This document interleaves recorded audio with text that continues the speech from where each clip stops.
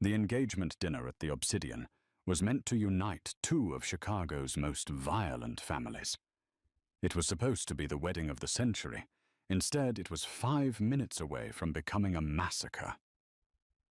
Lorenzo Moretti, the most feared man in the city, sat sipping vintage Bollinger, completely unaware that the woman holding his hand had just signaled his execution.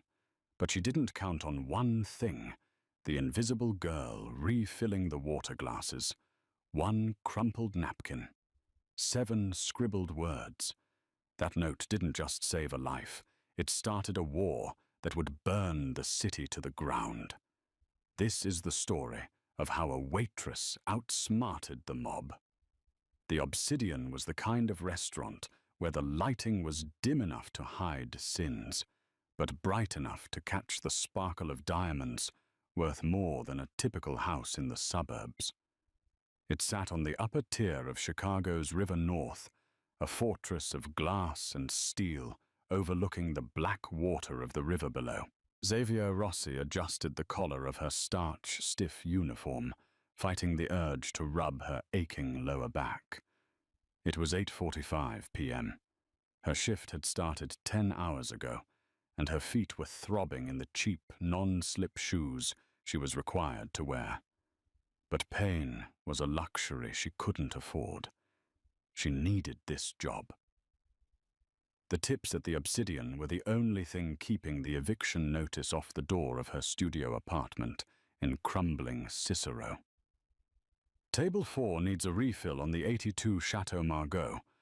Don't make eye contact. The floor manager, a nervous little man named Gilbert, hissed as he brushed past her.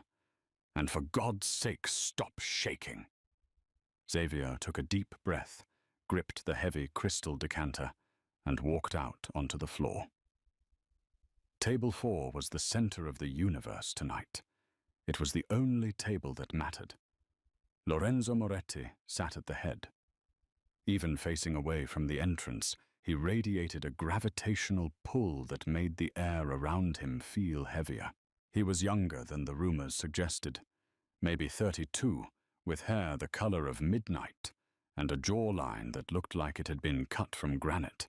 He wore a bespoke Brioni suit, charcoal gray, that fit his broad shoulders with military precision. He wasn't eating. He was watching the room with eyes that were terrifyingly still. To his right sat Isabella Vane, the fiancée. Isabella was a vision in emerald silk, her blonde hair cascading down her back like spun gold. She was laughing at something Lorenzo's underboss, a thick-necked man named Marco, had said. It was a beautiful laugh. Light, airy, and completely fake. Xavier had spent her childhood watching her father play poker in smoky basements before he disappeared. She knew a tell when she saw one. Isabella's eyes didn't match her smile. They were darting around the room, checking the exits, checking her watch. Tick, tick, tick. Xavier approached the table moving like a ghost. That was her superpower, invisibility. People like Lorenzo and Isabella didn't see servers. To them, Xavier was just a pair of floating hands delivering alcohol. "More wine, sir?" Xavier asked, her voice barely a whisper. Lorenzo didn't look up. He just tapped the rim of his glass. As Xavier poured the crimson liquid, she saw it. Isabella placed her clutch bag on the table. It was slightly open. Inside the screen of her phone lit up with a single notification. Xavier's eyes flicked down for a fraction of a second. "The north door is locked. Cleaner team in place. 9:00 p.m. Xavier's heart slammed against her ribs. She checked the wall clock above the bar. 8:52 p.m. 8 minutes. She almost dropped the bottle. She stabilized it just in time, but a single drop of red wine splashed onto the pristine white tablecloth. Silence fell over the table. Marco, the underboss, stopped laughing. He looked at the stain, then up at Xavier, with eyes like a shark. "You stupid bitch," he growled, reaching into his jacket. She rushed forward, ignoring Mick's shouting about the broken glass. She dropped to her knees beside Lorenzo. Her hands were rough, her skin smelling of dish soap. She didn't look at his face. She looked at his side, seeing the dark stain spreading. Mick grabbed her shoulder. "Rebecca, leave him. I'm tossing him out." She slapped Mick's hand away with a ferocity that made the large man recoil. She turned her dark eyes to Lorenzo. She leaned in close, her voice dropping to a whisper that cut through the noise of the diner like a razor blade. "Il sangue non si lava con l'acqua, Don Valenti. Si lava con il sangue." Lorenzo's eyes snapped open, fighting the darkness. "Blood is not washed with water, Don Valenti. It is washed with blood." It was an old phrase, a phrase from the old country, specifically from the villages near Corleone. It was a code, a recognition of status, and a promise of vengeance. "Who?" Lorenzo gasped. "Shut up," Rebecca said in perfect, unaccented English. He was standing by the emergency exit, hand in his pocket, watching Lorenzo. The pieces clicked together in Xavier's mind with horrifying clarity. The north door was the kitchen exit. The cleaner team wasn't a janitorial crew. It was a hit squad. Isabella was excusing herself so she wouldn't be in the line of fire. She wasn't marrying Lorenzo to unite the families. She was serving him up on a platter to take the territory for herself. Xavier retreated to the service station, her hands trembling violently. She should run. She should walk out the front door, hail a cab, and never look back. If she got involved, she was dead. In this city, witnesses didn't go into protection. They went into the river. She looked back at table 4. Lorenzo was alone now. He looked bored, swirling his wine completely exposed. He had saved her from Marco a moment ago. A small kindness from a monster, perhaps, but a kindness nonetheless. 8:56 p.m.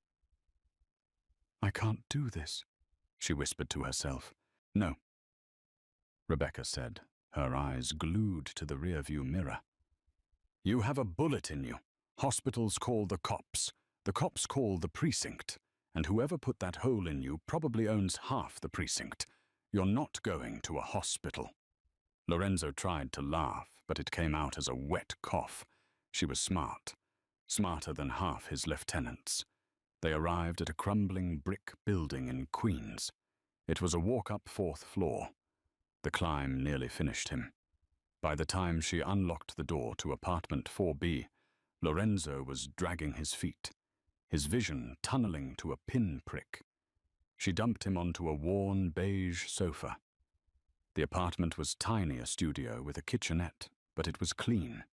The walls were adorned with embroidery hoops, displaying intricate flowers, and birds, a stark contrast to the blood he was currently smearing on her furniture. "I need whiskey," Lorenzo gritted out. "And a needle." "I have vodka and a sewing kit," Rebecca replied, already moving to the kitchen. "Check the kitchen door," Xavier whispered, not moving her lips, pretending to wipe a spot on the table. "The busboy has a gun." Lorenzo didn't look at the kitchen. He didn't look at the note. He looked at her. For the first time, he actually saw her. He saw the terror in her brown eyes, the sweat on her hairline. He saw the truth. He slid the glass over, palmed the note, and read it in a split second. 8:58 p.m. Lorenzo's demeanor changed instantly. The boredom vanished, replaced by the coiled tension of a predator sensing a trap. He didn't panic. He checked his watch. He stood up, buttoning his jacket. "Marco," Lorenzo called out. Not loud, but sharp. Marco turned around. "Yeah, boss. We're leaving. Now." What Isabella is still in the bathroom.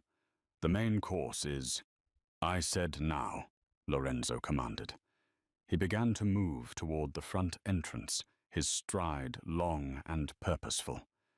At that exact moment, the kitchen doors burst open. It wasn't 900 p.m. The hit squad was early. 3 men in black tactical gear and balaclavas stormed out, suppressed submachine guns raised. The busboy by the door pulled a Glock from his waistband. "Get down," Lorenzo roared, flipping the heavy oak table onto its side. Crack, thwip, thwip, thwip. Bullets shredded the air, tearing into the upholstery and shattering the expensive wine bottles behind the bar. Screams erupted. Patrons got under tables. Xavier was frozen in the open, the silver water pitcher still in her hand. She saw the busboy raise his gun, aiming not at Lorenzo, who was behind the table, but at the closest target. Her. She was the witness. She squeezed her eyes shut, waiting for the impact. Suddenly, a powerful hand gripped her arm, yanking her down with bone-bruising force. She hit the floor hard, sliding behind the overturned table just as wood splinters exploded where her head had been a second ago. She looked up. Lorenzo Moretti was crouching over her, a silver chrome pistol in his hand that he had pulled from a shoulder holster. He fired 2 shots over the rim of the table. Bang. Bang. The busboy dropped a hole in his chest. Lorenzo looked down at her, his amber eyes burning. "You have a back way out of here that isn't the kitchen." Xavier nodded, gasping for air. The service elevator. In the pantry. "Lead the way," Lorenzo ordered. "If you want to live, you stay glued to me." "Marco," Lorenzo yelled. Marco was pinned down behind the bar, returning fire. "Go, boss. I'll hold them." Lorenzo didn't hesitate. He grabbed Xavier's hand. His grip was like iron and pulled her into a crouch run. "Move." They scrambled across the floor, glass crunching under their feet. Bullets whizzed past them, destroying the serene luxury of the obsidian. They reached the pantry door. Xavier fumbled with her keycard, her fingers slipping on the plastic. "Come on," Lorenzo growled, glancing back as the 3 tactical gunmen advanced across the dining room. The light turned green. Beep. Xavier shoved the door open. They fell inside just as a hail of bullets chewed up the doorframe. Lorenzo slammed the heavy steel door shut and locked the deadbolt. "The elevator," he demanded. "Here." Xavier pressed the button. They stood in the dark, smelling of gunpowder and expensive cologne. The sounds of slaughter were muffled outside. Lorenzo turned to her. He loomed over her in the tight space. He grabbed her chin, tilting her face up to the dim emergency light. He studied her face as if memorizing a map. "Who are you?" he demanded. "Xavier. Just Xavier." "Well, just Xavier," Lorenzo said as the elevator doors pinged open. "You just made a very powerful enemy. Isabella won't stop until we're both dead." He pulled her into the elevator. "Welcome to the family." The service elevator descended with a groan that sounded like a dying animal. The air inside was thick, recycled, and smelled faintly of rotting vegetables. Lorenzo Moretti stood with his back to the steel wall. His chest heaving slightly, the silver pistol held at a low ready. He checked the magazine. 7 rounds, he muttered more to himself than to Xavier. "Standard clip. I have 1 spare in my pocket. That's 14 bullets against an army." Xavier was huddled in the corner, clutching her apron. Her hands were shaking so badly, her teeth had started to chatter. They were going to kill everyone. "No," Lorenzo corrected his voice, devoid of emotion. "Just me." and anyone standing near me. Collateral damage is just a line item on a spreadsheet to people like Isabella. The elevator jolted to a halt at the basement level, the loading dock. "Listen to me," Lorenzo said, stepping in front of her. He was tall, easily 6'2", and the smell of gunpowder on him was mixed with sandalwood and expensive scotch. "When these doors open, we run. Do you have a car?" Xavier blinked, trying to focus. Yes, I do. It's parked in the employee lot, around the back. Give me the keys." I can drive." Lorenzo's eyes narrowed. "I don't ride in the passenger seat, Xavier." "Keys?" "It's a stick shift," she blurted out. "The starter is tricky. You have to jiggle the key while you turn it, or it floods the engine." Lorenzo stared at her for a second, incredulous. The absurdity of the situation seemed to hit him. The king of Chicago arguing about a flooded engine while hitmen were hunting him down. "Fine," he snapped. "You drive. But if you freeze, I'm throwing you out and driving myself." The doors slid open. The loading dock was a cavernous concrete bay filled with dumpsters and delivery trucks. It was dimly lit by flickering yellow sodium bulbs. "Clear," Lorenzo whispered. They moved fast, hugging the shadows of the delivery trucks. The cold Chicago wind whipped through the open bay doors, biting through Xavier's thin uniform. They burst out into the alleyway. The night air was filled with the distant wail of sirens, police finally responding to the chaos upstairs. But the police were the least of their worries. "There," Xavier pointed. Parked under a flickering street lamp was a 2009 Honda Civic. It was silver, or at least it had been once. Now it was a patchwork of rust spots, a mismatched red bumper, and a duct-taped silhouette. Side mirror. Lorenzo stopped dead. He looked at the car, then at Xavier. "You're joking." "It runs," Xavier said defensively, unlocking the door. "Get in." Lorenzo squeezed his large frame into the passenger seat, his knees pressing against the dashboard. The interior smelled of vanilla air freshener and old coffee. It was a far cry from the armored Maybach he had arrived in. Xavier jumped in, jammed the key into the ignition, and did exactly what she said. She jiggled the key violently while turning it. The engine sputtered, wheezed, and then roared to life with a hole in the muffler rumble that sounded like a tractor.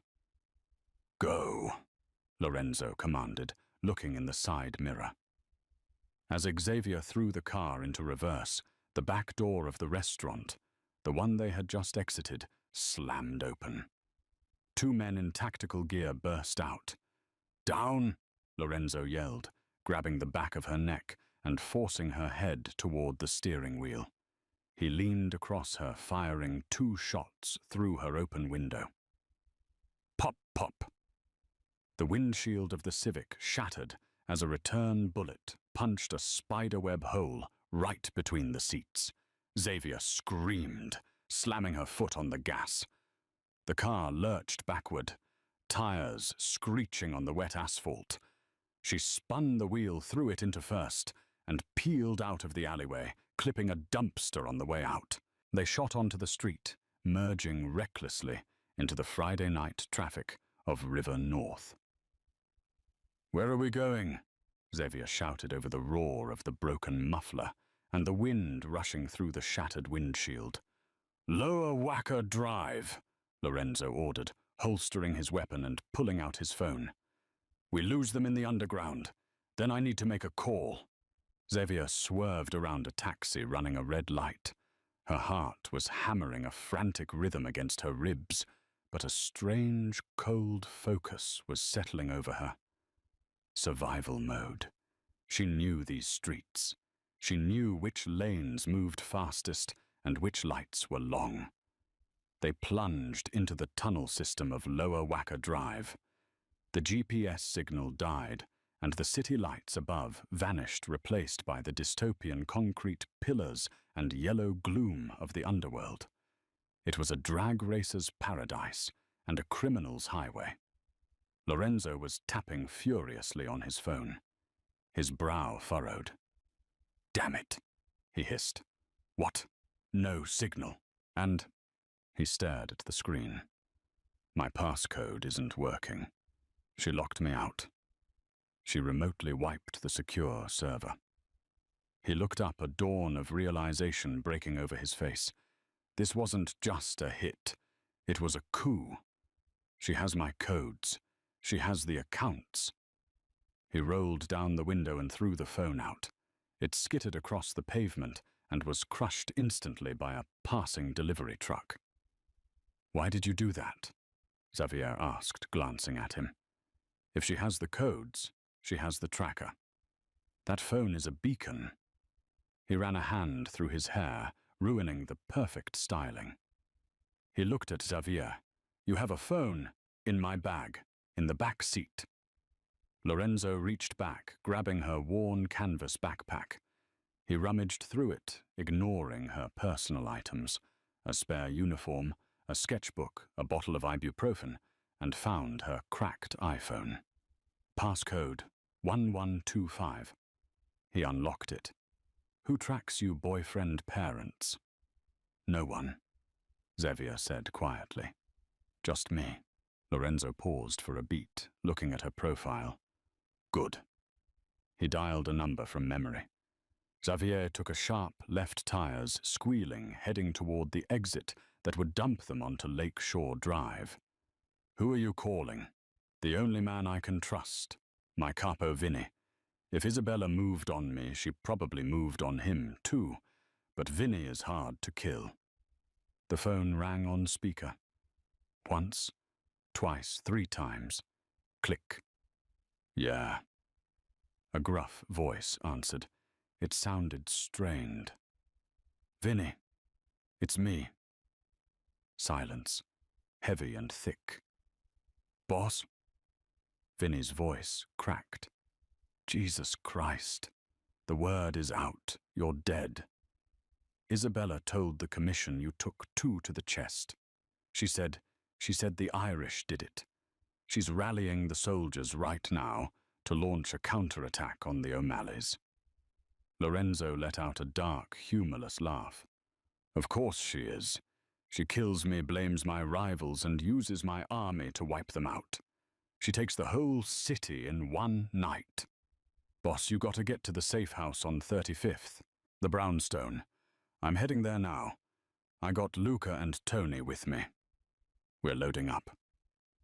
35th, Lorenzo repeated.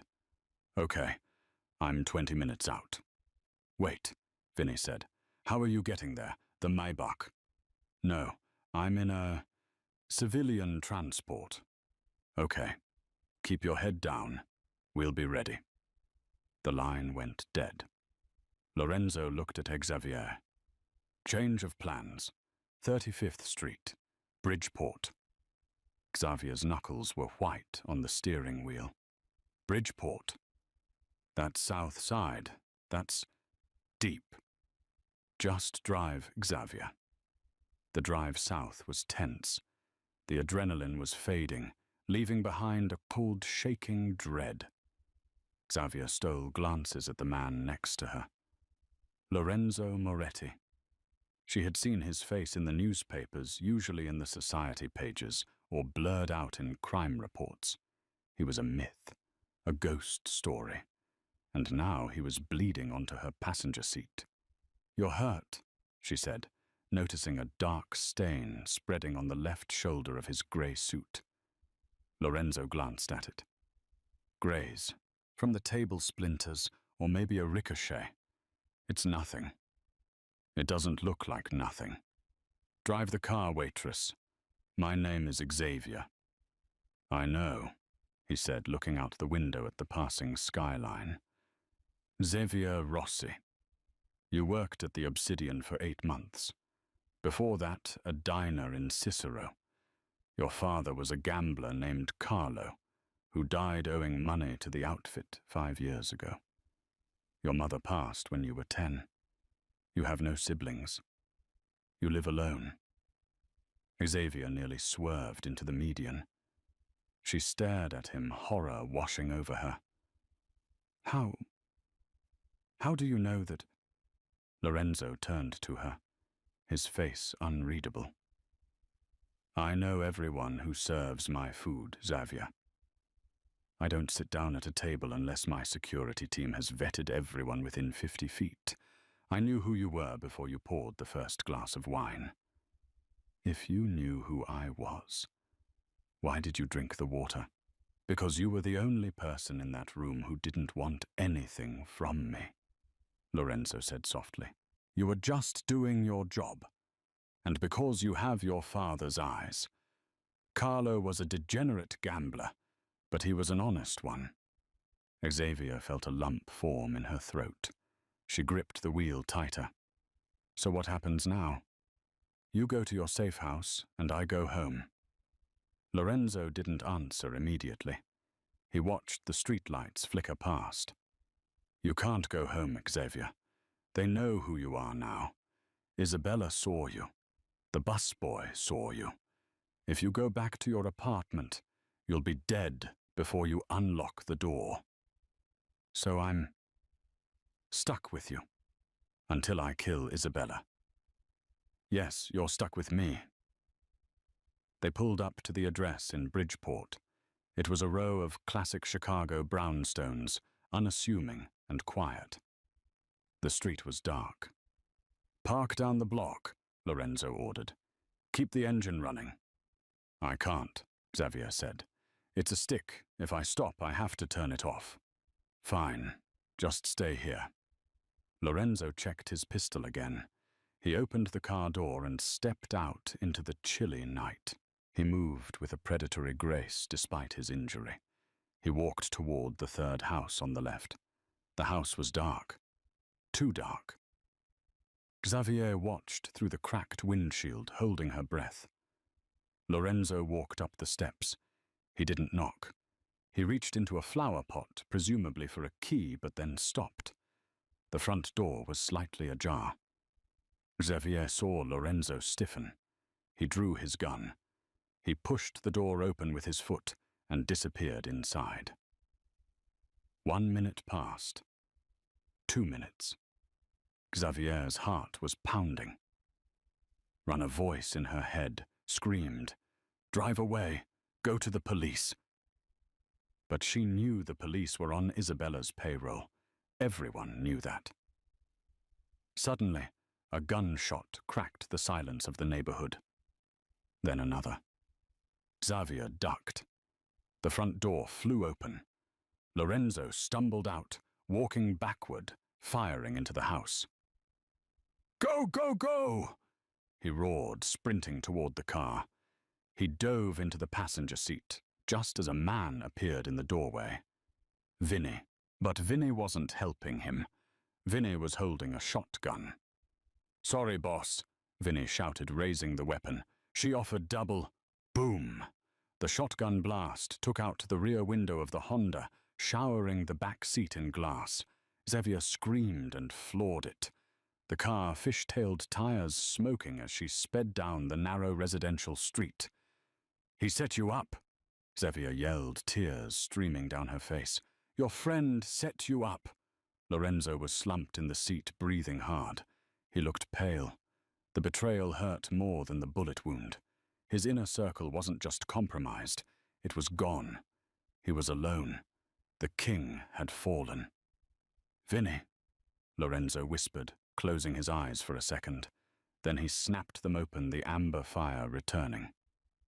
"Okay, no more safe houses. No more friends." He looked at Xavier, the waitress, the nobody. The only person who hadn't tried to sell him out tonight. "Where do we go?" Xavier cried, navigating a sharp turn. "They know the car. We can't stay on the streets." Lorenzo looked at her, his expression grim. "We need a place where the Mafia doesn't look. A place where money doesn't talk. Xavier swallowed hard. She looked at the gas gauge. Quarter tank. I know a place, she said, her voice trembling but determined. But you're going to hate it. Is it safe? It's invisible, like me. Lorenzo nodded, clutching his bleeding shoulder. Take me there. Xavier turned the wheel, heading west, away from the skyline, away from the penthouses and the power. They were heading to the Cicero border, to the crumbling industrial parks and the forgotten motels where people went to disappear. The Starlight Motel was a relic of the 1970s that had never seen a renovation. The neon sign buzzed with an annoying hum, the Issas and T burnt out, so it just read, Our Light Motel. It sat on the edge of an industrial district in Cicero, surrounded by chain-link fences and weed-choked lots. Xavier parked the battered Honda behind a dumpster in the back lot. She killed the engine. The silence that followed was deafening. This is it, Lorenzo asked, looking out at the peeling paint and the flickering lights of room 104. My aunt owns it, Xavier said, unbuckling her seatbelt. She's eccentric. She doesn't ask questions, and she doesn't take credit cards. Cash only, no paper trail. Lorenzo nodded, impressed despite himself. Smart. He tried to open the door, but his arm gave out. He grunted, pain flashing across his face. The adrenaline was wearing off, and the reality of his injuries was setting in. Xavier was at his side in a second. She opened the door and helped him out. He was heavy, leaning a significant portion of his weight on her. She could feel the heat radiating from him. You're burning up, she noted. I'm fine, he lied. They made their way to the back office. A woman with hair dyed a shocking shade of purple and a cigarette dangling from her lip looked up from a portable TV. Xavier. She squinted through the smoke. What are you doing here? It's Friday night. Shouldn't you be serving rich pricks? Aunt Marge, I need a room. The back one. Number 12. Marge looked at Lorenzo, taking in the blood-soaked designer suit, the gun bulge under his arm, and the look of sheer, unadulterated danger in his eyes. He in trouble? Marge asked, not looking surprised. Yes, Xavier said. Bad trouble. The worst. Marge took a drag of her cigarette, then reached under the counter and tossed a key with a heavy plastic tag. Room 12. There's a first aid kit under the sink. And Xavier, yeah. If he dies in there, you're cleaning the carpet. Thanks, Marge. They hobbled to room 12. It was small, smelling of lemon polish and stale cigarettes, but it was clean. Xavier helped Lorenzo to the bed. He sat down heavily, wincing as he took off his jacket. The white dress shirt underneath was soaked red at the shoulder. I need to get the bullet out, Lorenzo said through gritted teeth. It's lodged. If I don't, infection sets in by morning. Xavier stared at the wound. She felt bile rise in her throat. I'm a waitress, Lorenzo, not a doctor. You have small hands, Lorenzo said, looking at her. Steady hands. I saw you pour that wine while Marco was screaming at you. You didn't spill a drop until he startled you. I can't do surgery. You have to, Lorenzo said. He reached into his pocket and pulled out a switchblade. He flicked it open. Sanitize this. Use the vodka from the minibar. And I need towels. Xavier stood frozen. Xavier, Lorenzo said, his voice softening. Please. It was the please that did it. The mighty Lorenzo Moretti was begging. Xavier moved. She grabbed the first aid kit, the towels, and the mini bottle of Smirnoff. She poured the alcohol over the blade and over the wound. Lorenzo hissed, but didn't scream. Do it, he commanded. Xavier took a deep breath. She visualized the task. It wasn't flesh. It was just a problem to be solved, like a cork in a bottle. She worked for 10 agonizing minutes. Lorenzo gripped the bedsheet so hard he tore the fabric. Sweat poured down his face. Finally, with a sickening clink, the flattened bullet dropped into the metal wastebasket. Lorenzo let out a long, shuddering breath and slumped back against the pillows. Xavier quickly bandaged the wound, wrapping it tight. She washed her hands in the sink scrubbing until the water ran clear. Then she slumped into the armchair in the corner. For a long time, neither of them spoke. "Thank you," Lorenzo said, his voice raspy. Xavier looked at him. He looked vulnerable now. The suit was ruined, his hair messy, his face pale. He didn't look like a monster. He looked like a man who had lost everything. "Why did she do it?" Xavier asked quietly. "Isabella. She had everything. You were giving her everything." Lorenzo stared at the ceiling. "Power is a hungry beast, Xavier. It's never enough. Isabella. Her father was a boss before my father took over. She always believed the crown belonged to her bloodline. She played the part of the loving fiancée for 3 years. 3 years she waited for the perfect moment." He turned his head to look at her. "She made one mistake, though." "What?" "She underestimated the help. She treated you like furniture, and that furniture just saved my life." Xavier managed a weak smile. "I'm not furniture." "No," Lorenzo said, intense. "You're not. You're something else." The moment hung in the air, charged and confusing. Xavier felt a flush rise to her cheeks. "Get some sleep," Lorenzo said, closing his eyes. "I'll take the first watch. You're almost unconscious. I'll sleep when I'm dead, which, according to the news, I already am." Xavier didn't argue. She curled up in the chair, pulling her knees to her chest. She watched him. His breathing evened out. The gun was still in his hand, resting on his chest. She drifted into a fitful sleep. She woke up to the sound of clicking. Sunlight was streaming through the heavy curtains. Lorenzo was sitting at the small desk, his shirt off, revealing a torso of lean muscle and scars. He was reassembling his gun. He looked better. The color had returned to his face. "Morning," he said without looking up. "What time is it?" 10 a.m. "I borrowed your aunt's laptop." He spun the computer around. On the screen was a news report. The headline read, "Gangland Massacre at the Obsidian. Moretti crime boss presumed dead. Isabella Vane vows justice." There was a video of Isabella looking tearful and elegant in black, speaking to reporters. "Lorenzo was the love of my life," she sobbed on screen.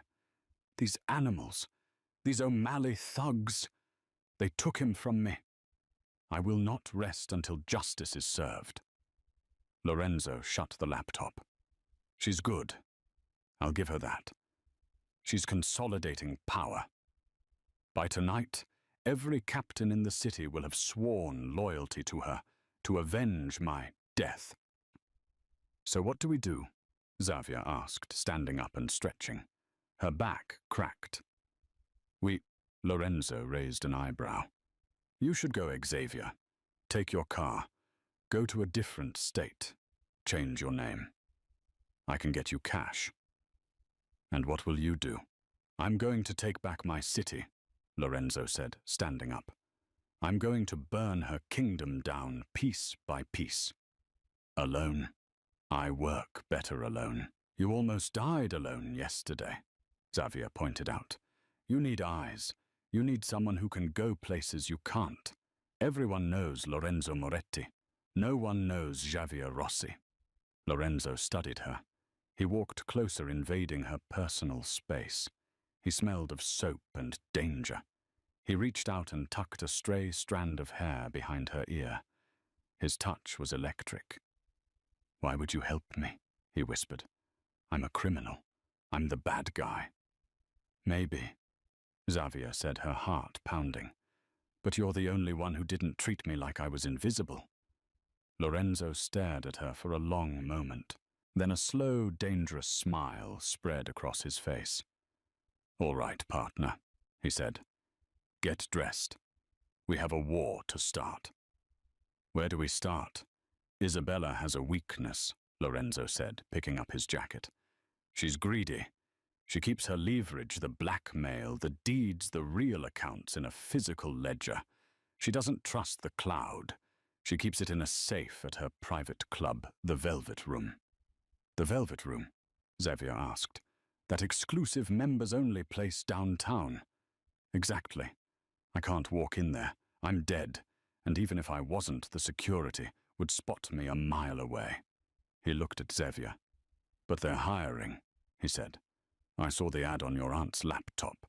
They need waitresses for the masquerade ball tonight." Xavier understood immediately. She straightened her spine. "I can get in," she said. "Good," Lorenzo said. "Because tonight we're going to steal the keys to the city." The Velvet Room was a suffocating paradise of red silk and gold leaf. The masquerade ball was in full swing, a sea of anonymous faces hiding the city's most corrupt elite.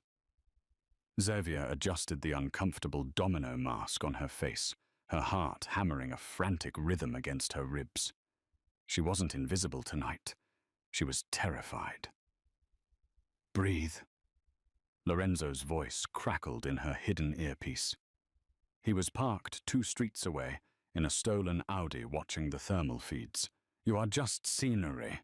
They don't see you. Get to the 3rd floor." Xavier gripped her serving tray, tighter, navigating the crowd. She spotted Isabella Vane on the VIP balcony. The woman was unmasked, wearing grief like a designer gown holding court with corrupt judges and cartel liaisons.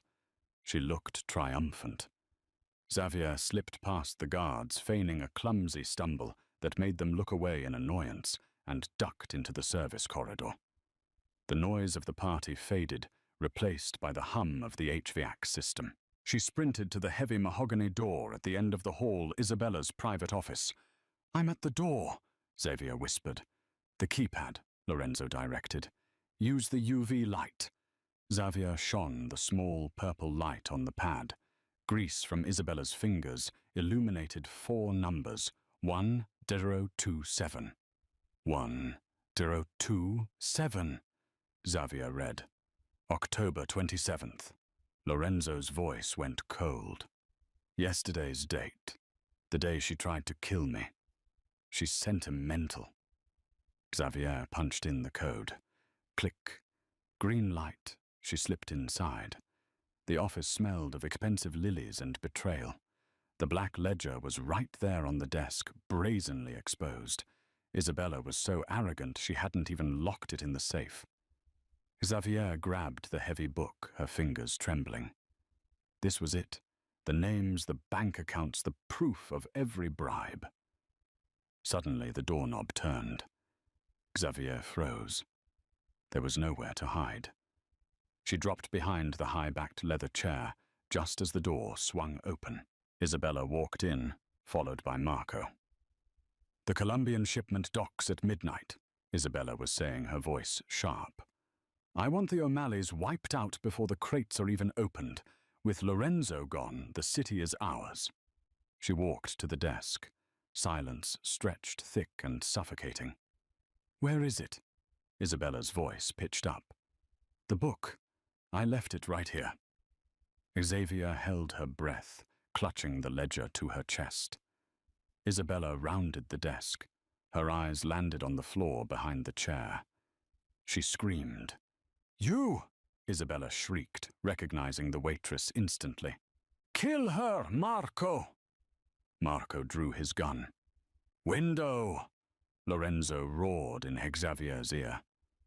Xavier didn't think. She grabbed a heavy bronze bust from the side table and hurled it through the floor-to-ceiling glass. It shattered with a deafening crash. As Marco fired the bullet, tearing through the leather chair, Xavier jumped. She fell 10 feet, crashing onto the fabric awning of the balcony below, rolling hard onto the concrete terrace. Pain exploded in her ankle, but the adrenaline was stronger. She scrambled over the railing, sliding down a drain pipe into the alleyway, just as Marco appeared at the shattered window above, firing blindly into the dark. A black Audi screeched around the corner, passenger door flying open. "Get in!" Lorenzo yelled. Xavier dove into the car, gasping for air, the ledger safe in her lap. As they sped away, tires smoking, she looked at Lorenzo. He wasn't looking at the road. He was looking at her with a mix of awe and terrifying intensity. "You're insane," he breathed. "I got it," she panted, holding up the book. "I got the kingdom." They didn't go back to the motel. It wasn't safe anymore. Lorenzo drove south, deep into the industrial wasteland of the ironworks district. They pulled into a massive abandoned shipyard, the skeletal remains of cranes looming like steel dinosaurs against the moon. "Where are we?" Xavier asked, limping as she got out of the car. Her ankle was swollen, and she had a cut on her cheek from the glass. "The Hollows," Lorenzo said. "This is where the ghosts live. Men who were too loyal, too old, or too principled for Isabella's new world order." He led her into a rusted hangar.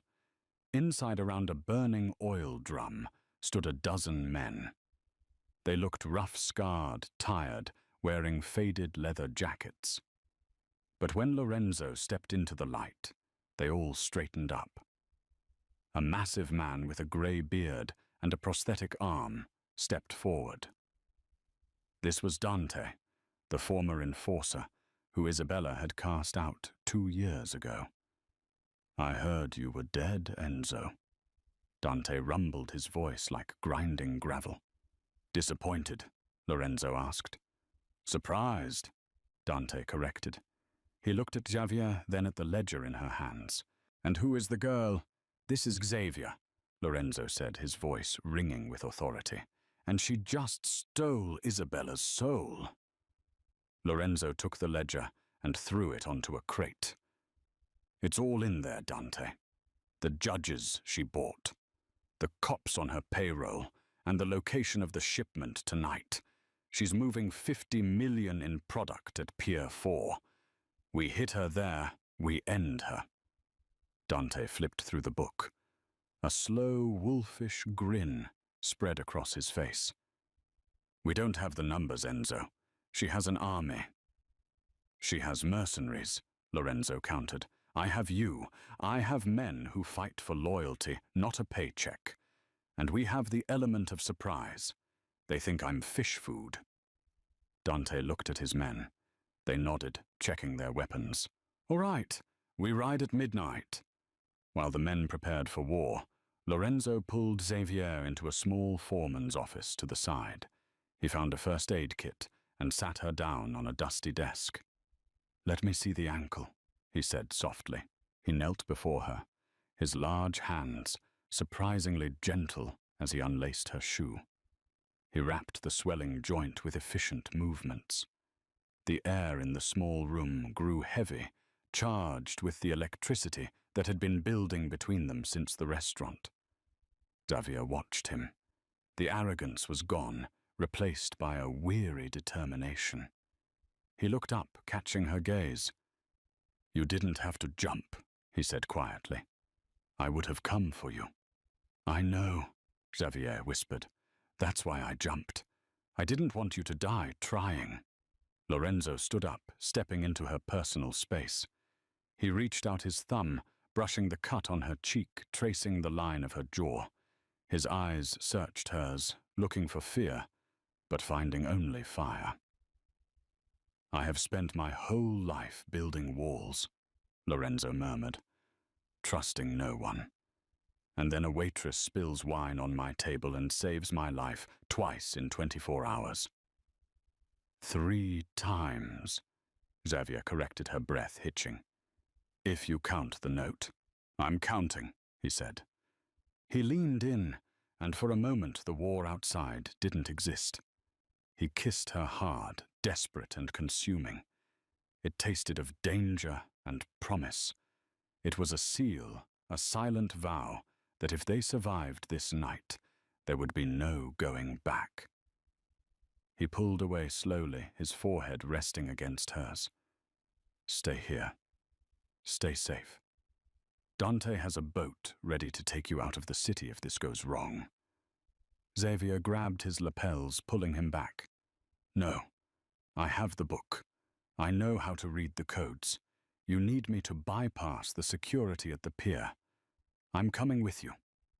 Lorenzo looked like he wanted to argue to lock her in this room and protect her, but he nodded. Then stay behind me, he commanded. Always behind me. Pier 4 was a fortress. Floodlights cut through the mist as forklifts moved massive wooden crates from a cargo ship to a waiting convoy of trucks. Isabella Vane stood in the center of the operation, flanked by Marco and 30 armed mercenaries. She looked at her watch. 12:15 a.m. Move faster, she screamed. I want this cleared before sunrise. She didn't see the shadows moving in the shipping container maze above her. Lorenzo Dante and the ghosts had infiltrated silently. Xavier was crouched on a catwalk 40 feet above, plugged into the port's electronic control box. Her hands shook, but she typed the override commands Lorenzo had memorized. Now, Xavier, Lorenzo whispered in her ear. Xavier hit enter. Suddenly, every floodlight in the harbor exploded into darkness. Chaos erupted below. It's a raid, someone screamed. Then the emergency red lights flared on, bathing the pier in the color of blood. And from the shadows, Lorenzo stepped out, a silver pistol in each hand. Hello, Bella, he shouted, his voice echoing over the confused shouting. Isabella froze. She stared at him as if seeing a demon. Lorenzo, you missed, he said.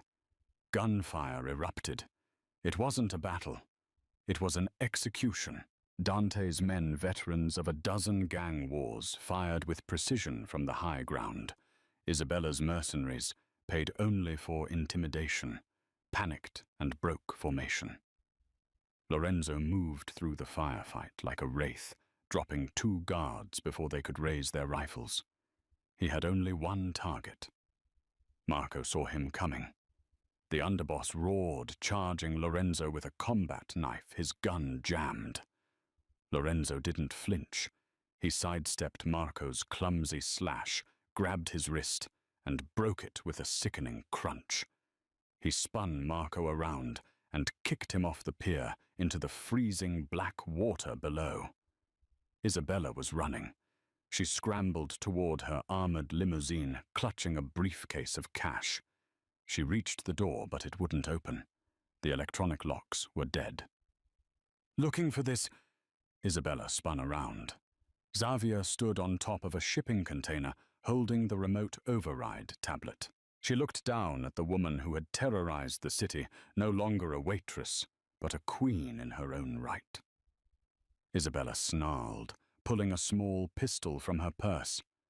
She aimed at Xavier. Bang! Isabella dropped the gun, clutching her shoulder, screaming. Lorenzo stood 20 feet away, his weapon smoking.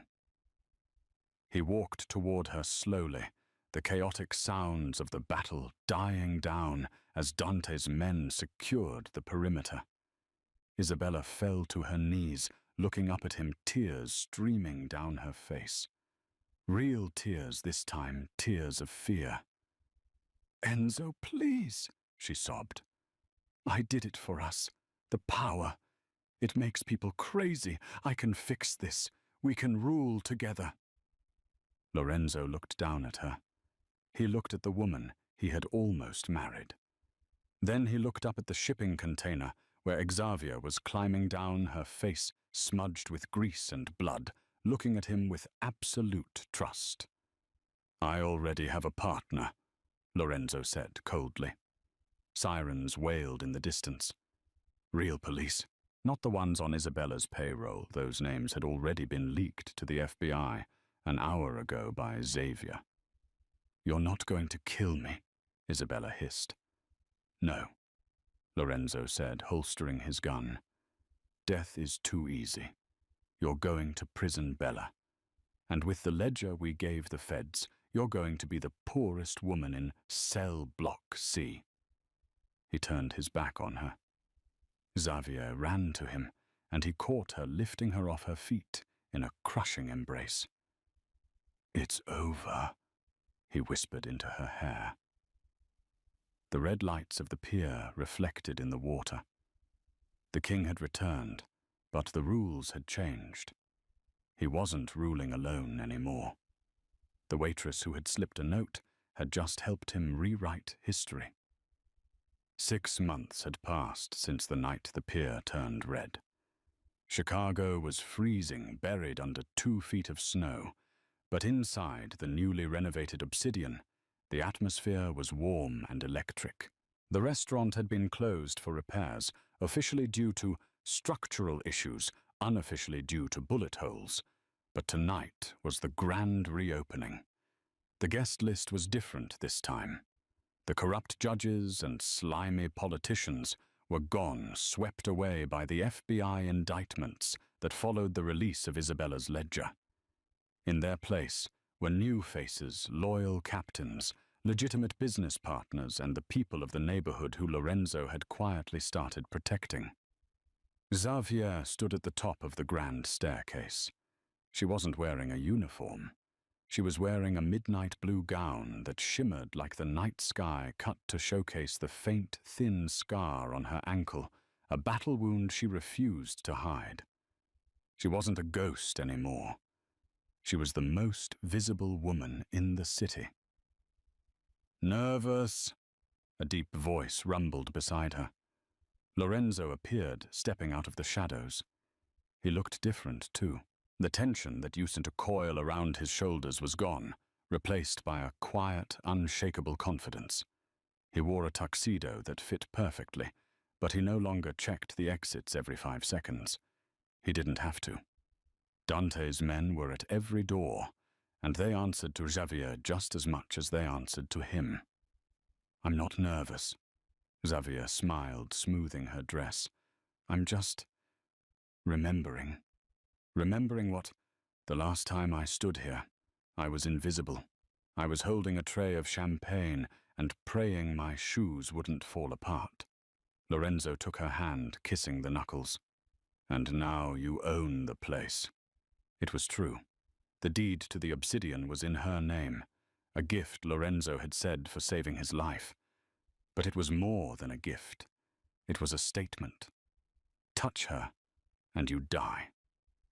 They walked down the stairs together. The room went silent. Respect, fear, awe. It was a potent mix.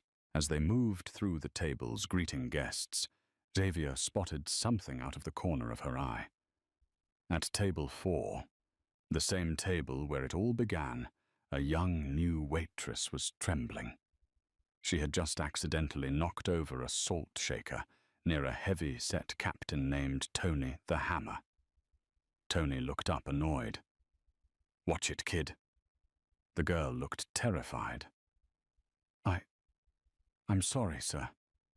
Xavier stopped. She let go of Lorenzo's arm.